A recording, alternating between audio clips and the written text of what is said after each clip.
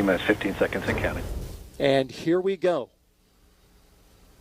10, 9, 8, 7, 6, 5, 4, 3, 2, 1. Ignition. And liftoff. Liftoff of Falcon Heavy with Europa Clipper, unveiling the mysteries of an enormous ocean lurking beneath the icy crust of Jupiter's moon, Europa. Engine chamber pressures are nominal. See that the chamber pressures are nominal as we hear. All 27 Merlin engines look great. Rocket beginning to roll. Putting down 5.1 million pounds of thrust.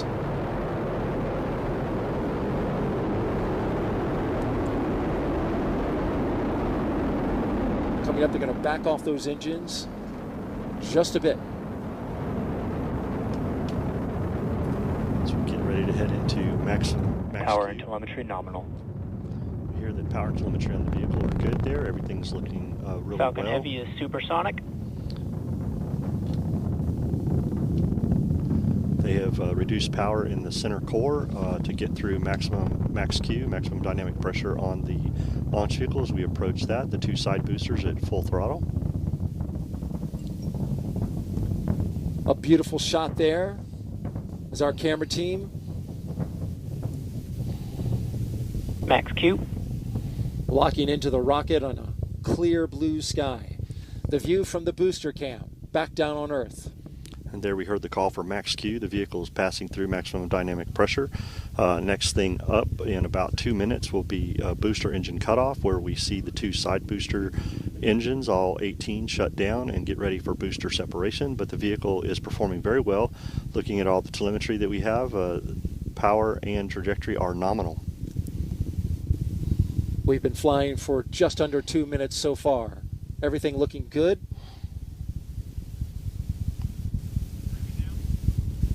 These side boosters, once they do their job, they will be expended.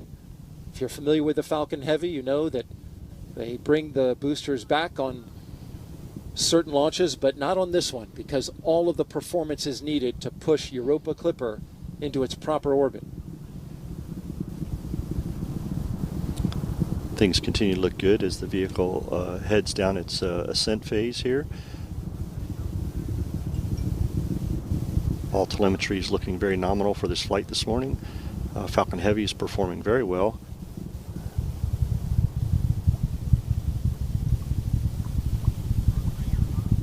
Now we're just about 30 seconds away from separating those side boosters. Their engines will cut off first, then they will separate. MVAC is chilling. Starting to chill down that MVAC-D engine in the second stage. And that's where we need to get the engine chilled to the proper temperatures before flowing liquid oxygen and RP1 into it. So they're conditioning the engine to make sure things are ready for when it's ready to start up. Stand by for booster separation. Booster engine cutoff. Side booster separation confirmed. And there they go. Those two boosters previously flown on Psyche. This will be their 6th flight. We thank you for their service this morning. They did a great job of getting Falcon Heavy and Europa Clipper on its way as the center core takes over and continues mission down its ascent. Things are looking really good in the telemetry. Power and trajectory look nominal, and chamber pressures on the 9 center core engines look really good. In just a little more 20 seconds from now, we'll get the cutoff of the main engine on the center core booster that remains. 4 seconds after that, we will separate. Flying out over the Atlantic Ocean. There's a look from inside. There we see stage 1 stage shutdown separation confirmed. and stage separation from the center core. Getting ready for MVAC startup, SES-1.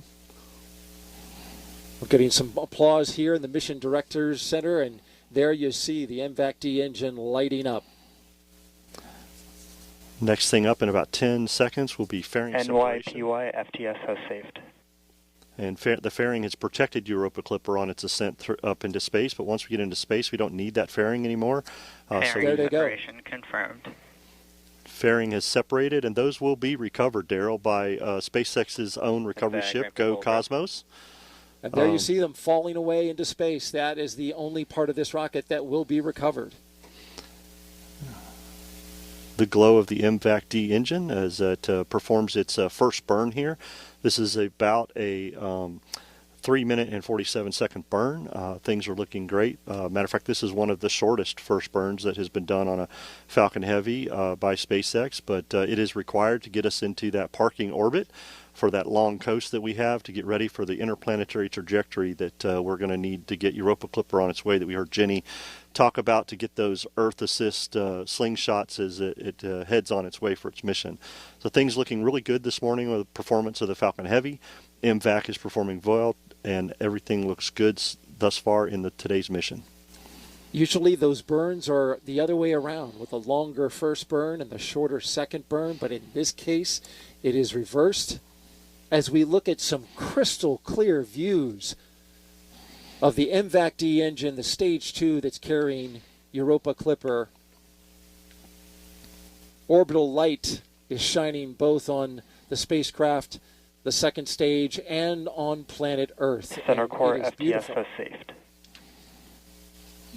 There we've heard that the flight termination system on the center core has been safed as it heads back to splash down. Things are looking good. I can tell you, Daryl, we had a beautiful weather day for launch, and as we're looking at MVAC flying in space with Europa Clipper, it is such a gorgeous view with Earth behind it, and so we could not have had a better day for a mission launch today. No doubt about it, Mick. It was simply gorgeous. We had a hurricane a week ago, but after that pushed out, it brought us in its wake near perfect weather for launch. And now we're into space, dealing with the harsh conditions up there. Stage 2 FTS is saved. Stage 2 has made its way into space, far enough away for us to be able to safe the flight termination system from a safety perspective. We're about a minute away from second stage engine cutoff, as we'll see the MVAC-D shut down and get ready for a long coast, getting Europa Clipper into that parking orbit and on its way for the next firing that we will have, the second stage, number 2, to get it into that interplanetary transfer orbit that we need to get Europa Clipper started. So things looking very well this morning. We're about 30 seconds from that stage engine cutoff, which we refer to as SECO 1. That's right. We'll get into that. Guidance. Get into that coast phase. These views brought to you, of course, by ground stations across the track that are pulling in the high-resolution data from the cameras. Burn looking good, just a few seconds away from cutting off from that first burn.